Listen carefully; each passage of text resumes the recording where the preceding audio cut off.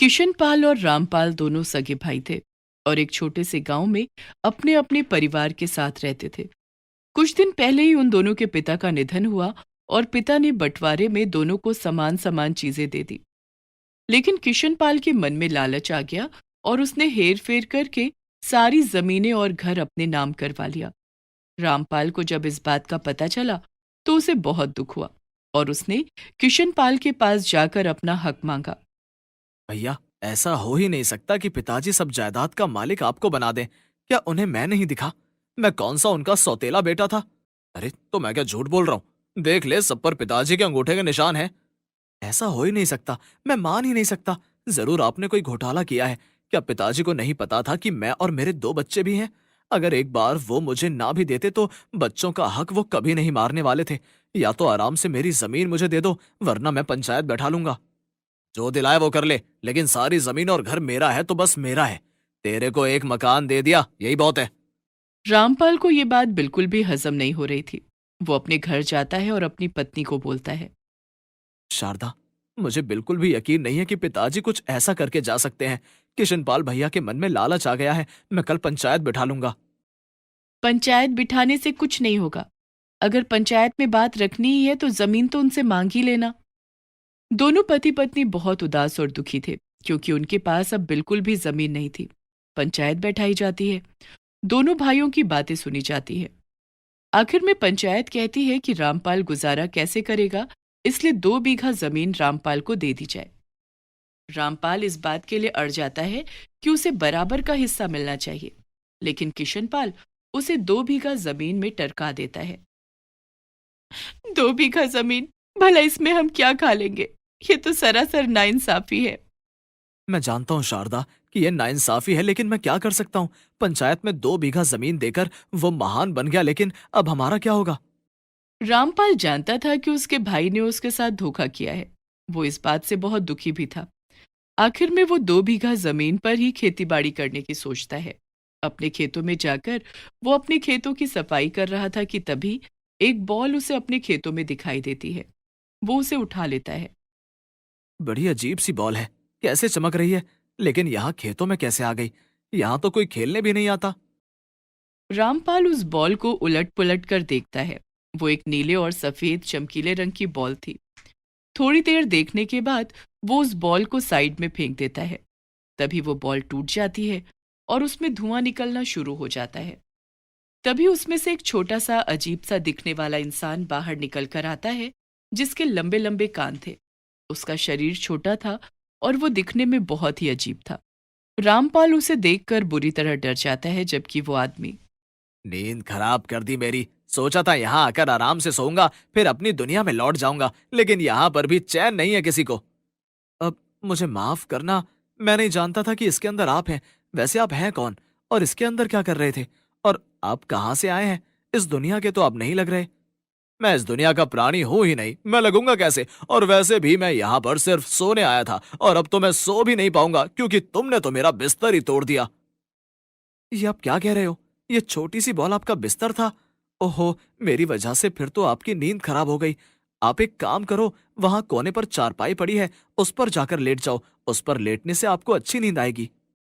वो आदमी बहुत नींद में था। वो चलता चलता उस चारपाई पर जाता है और अपने हाथों को हिलाता हुआ उड़कर उस चारपाई के ऊपर लेट जाता है। रामपाल उसे दूर से देखकर डरा हुआ भी था और हैरान भी। वो अपने काम में लग जाता है। देखते ही देखते शाम होने को आती है। वो आदमी अभी भी सो रहा था। तभी रामपाल उसके पास जाकर। भैया जी, उठ जाओ, शाम हो गई है। मुझे मेरे घर जाना है। अगर आपको भूख प्यास लगी है तो चलिए मेरे घर चलिए, मैं आपको खाना खिलाता हूँ। वाह, क्या नींद आई है! क्या कहा था तुमने? क्या कहते हैं इसको? मैंने कहा था कि इसे चारपाई कहते हैं। वाह वाह, मजा आ गया।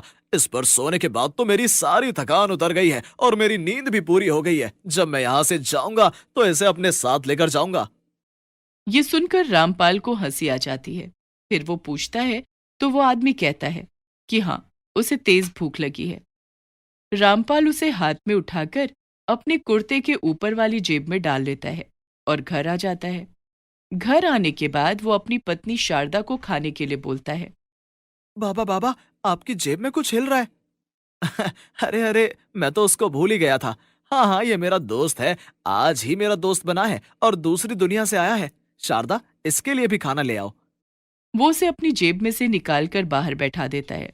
उसे देखकर उसके घर वाले बड़े हैरान होते हैं। थोड़ी देर तक तो वो आपस में डरे डरे रहते हैं, लेकिन फिर हंसी मजाक करते करते वो लोग खाना खाने लगते हैं। तब उस आदमी को रामपाल के साथ हुए धोखे का भी पता चलता है। देखो, पूरी बात तो मुझे समझ में नहीं आई। बस मुझे इतना पता चल रहा है कि तुम्हारे हिस्से की जमीन और पैसा तुम्हारे भाई ने हड़प लिया। तो क्या बात हुई, हमारे पास 2 बीघा जमीन है, तो तुम उसमें ही अपनी खेती बाड़ी करके अपने परिवार को खुश रखो। तुम इस दुनिया के रूल नहीं समझते। जो भी कर लूं जमीन में, अपने परिवार का गुजारा नहीं कर पाऊंगा। खाली खाना ही नहीं होता, कपड़े होते हैं, बच्चों की पढ़ाई होती है, हारी बीमारी होती है, और इनकी शादी भी मुझे इसी जमीन में से करनी है। ये सब इस छोटी सी जमीन से नहीं हो पाएगा। अब मुझे खेती बाड़ी साथ में मेहनत मजदूरी करनी ही पड़ेगी। नहीं नहीं, तुम्हें ऐसा कुछ भी नहीं करना पड़ेगा। मैं तुम्हारी मदद करूंगा, लेकिन तुम्हें अपनी चारपाई मुझे देनी होगी। तब से आदमी रामपाल को छोटी छोटी गोलियां देता है। अरे, ये तो छोटी छोटी गोलियां हैं। इनका मैं क्या करूंगा? ये तो तुम्हें तब पता चलेगा जब तुम इन्हें अपने खेतों में उगा लोगे। मेरे भाई, ये कुछ और नहीं, जादुई आलू हैं। जैसे ही तुम इन्हें अपने खेतों में डालोगे, ये दोगुनी पैदावार के साथ बढ़ जाएंगे। और तो और, ये कभी खत्म भी नहीं होंगे। जल्दी ही तुम्हें अपने खेतों से आलू की बहुत अच्छी पैदावार मिलेगी। और आगे क्या करना है वो तो तुम जानते ही हो। ये छोटी छोटी आटे की गोली जैसे दिखने वाले आलू हैं।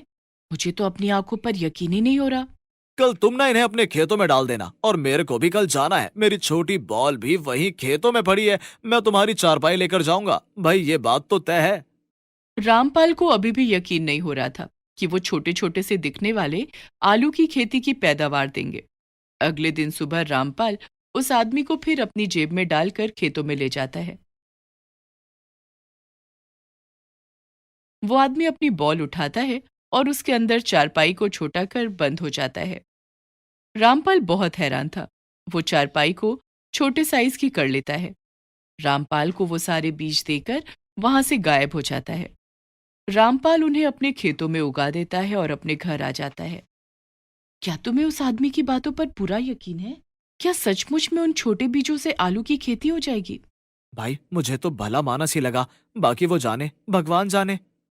अगले दिन रामपाल अपनी पत्नी के साथ खेतों पर जाता है और वो देखता है कि उसके खेतों में आलू की फसल जोरदार हुई है। वो एक जगह से जमीन को खोदते हैं तो वहां से ढेरों आलू निकल जाते हैं। ये देखकर दोनों पति पत्नी बहुत खुश होते हैं। दोनों मिलकर खेत की जमीन के नीचे से सारे आलू निकाल लेते हैं और उन्हें बेच देते हैं। एक ही बारी में उन्हें बहुत अच्छा मुनाफा होता है। दोनों बहुत खुश थे, लेकिन अब उन्हें लगता है कि अब क्या होगा। कल तो खेतों में उन्हें दूसरी सब्जी उगानी होगी, लेकिन ऐसा नहीं होता। अगले दिन जब वो खेतों में जाते हैं तो उनकी फसल फिर से तैयार खड़ी थी। थोड़े ही दिनों में वो बहुत अमीर होने लग जाते हैं। ये बात रामपाल के भाई किशनपाल को हजम नहीं होती और वो उसके खेतों में आता है।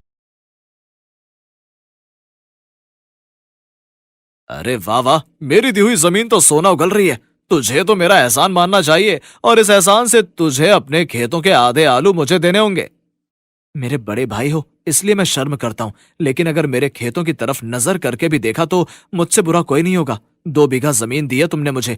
मैं अपनी जमीन में कुछ भी करूं, तुम मेरी जमीन के आसपास भी दिखाई मत देना।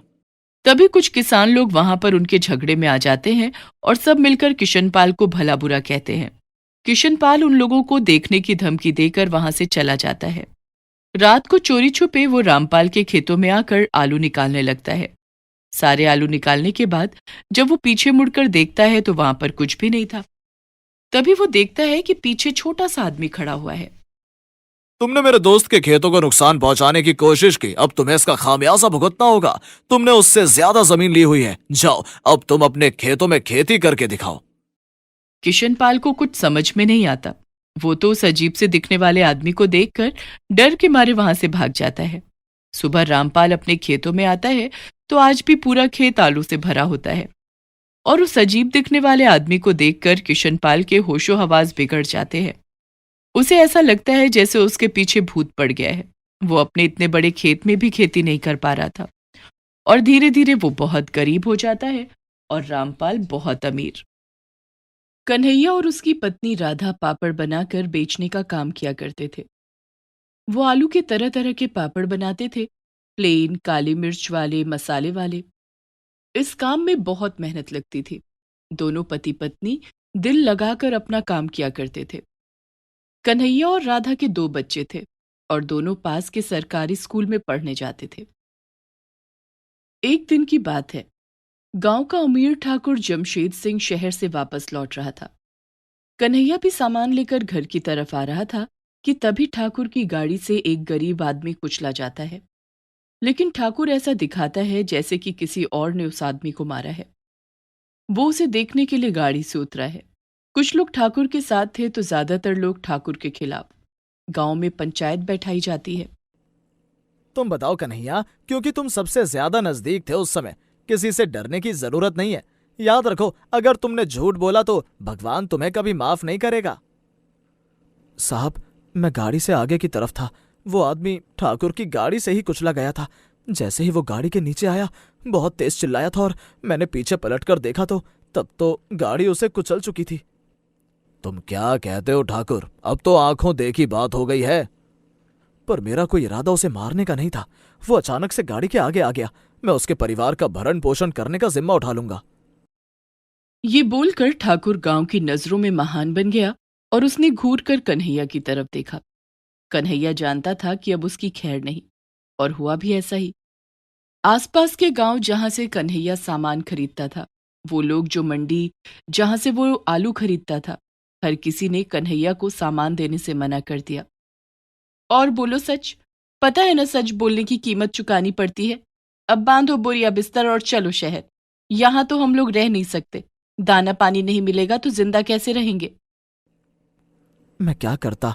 पंचायत में सभी लोगों ने भगवान का वास्ता दे दिया। भगवान से तो डर लगता ही है। उसकी लाठी में आवाज नहीं होती राधा। आज बेशक ठाकुर हम पर कितने भी जुल्म कर ले, लेकिन देख लेना, जिस भगवान की वजह से मैंने सच बोला, वही भगवान मेरी मदद के लिए भी आएगा। तो क्या तब तक भूखे मर जाए? राधा की चिंता अपनी जगह सही थी। उसे चिंता में देख कन्हैया भी चिंतित हो जाता है। तभी उसके दोनों बच्चे भागते हुए घर आते हैं। बाबा बाबा, देखो ये आलू देखो। इस पर ये बड़े छोटे छोटे हरे हरे दाने से क्या हो गए हैं? अरे ये तो बड़ा गोल सा आलू दिखाई दे रहा है। तुम्हें कहाँ से मिला? और ये दाने नहीं है, ये आलू दोबारा से फसल देने के लिए तैयार हो रहा है। अच्छा, तो आलू की फसल ऐसे तैयार होती है? तो बाबा, आप इतना चिंतित क्यों हो रहे हैं? हम लोग अपने घर में ही आलू लगा लेंगे और उन्हीं से पापड़ बनाकर आप शहर में बेच देना। पंचायत के फैसले ने मेरे बच्चों को भी चिंता में ला दिया। तुम्हें घबराने की जरूरत नहीं है मेरे बच्चों, लेकिन हम आलू की खेती अपने आंगन में कैसे कर सकते हैं? यहाँ तो चारपाई बिछाने भर तक की जगह है। आलू कन्हैया के हाथ में ही था। बच्चे बाहर खेलने चले गए। वो वहीं चारपाई पर बैठ जाता है और उस आलू को ध्यान से देखने लगता है। वैसे बच्चों ने गलत भी क्या बोला? अगर मेरे पास अपनी जमीन होती तो मैं उन पर ढेर सारे आलू उगाता। फिर मुझे बाजार से आलू लाने की भी जरूरत न पड़ती और उन आलू से मैं अच्छे अच्छे पापड़ बनाकर बेच लेता। तभी कन्हैया ने जिस आलू को हाथ में पकड़ा हुआ था वो बोलने लगता है। बस तुम इतनी सी बात से परेशान हो रहे हो? तुम्हें खेती करने की जरूरत नहीं है। मैं तुम्हारे घर में वैसे ही बहुत सारे आलू ला सकता हूँ। भूत भूत कहाँ है, कहाँ है? अरे क्या तुम मुझे भूत समझ रहे हो? अरे ध्यान से देखो भले मानुष, मैं एक जादुई आलू हूँ। जादुई आलू? तुम सच कह रहे हो? तुम सच में जादुई आलू हो? अगर सच में जादुई आलू हो तो कोई चमत्कार करके दिखाओ। तुम कहो तो मैं तुम्हें 10 चमत्कार करके दिखा सकता हूँ। तभी जादुई आलू में से कुछ रोशनी निकलती है और देखते ही देखते वहां पर ढेर सारे पापड़ तैयार हो जाते हैं, जैसे पापड़ कन्हैया और राधा मिलकर तैयार करते थे। ये देखकर कन्हैया खुश हो जाता है और जोर जोर से हंसने लगता है।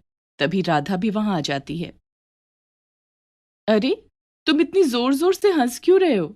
और ये पापड़ कहां से उठा लाए? राधा, राधा, राधा, तुम सच कहती थी। भगवान होता है। भगवान ने मुझ गरीब की सुन ली। देखो, देखो इस आलू को देखो। ये एक जादुई आलू है और ये सारे पापड़ इसने मुझे दिए हैं। अब तुझे रोने की जरूरत नहीं है। गांव में कोई पापड़ खरीदे या ना खरीदे, मैं इन्हें शहर में जाकर बेच दूंगा। जादुई आलू? हे भगवान, तुमने हम गरीबों की सुन ली। देखा तुमने मेरा जादू, तुम कितना कहो मैं तुम्हारे लिए और पापड़ तैयार कर दूंगा। और बताओ और क्या चाहिए तुम्हें? मैं इतने सारे पापड़ कैसे लेकर जाऊंगा? तुम मुझे एक गाड़ी दिलवा दो जिसमें रखकर मैं ये पापड़ शहर में बेच आऊं और फिर अपने परिवार का पालन पोषण करूं। गांव वालों को भी पता चले कि मैं कोई लाचार आदमी नहीं हूं।